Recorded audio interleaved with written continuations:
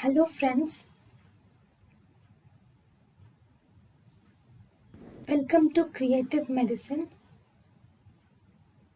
In this lecture, we will learn about Clinical differentiation between enterocele and rectocele.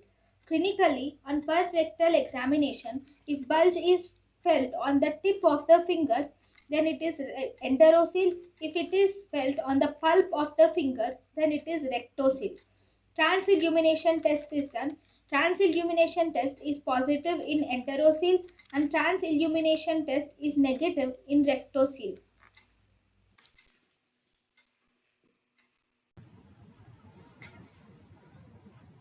thank you and thank you for watching.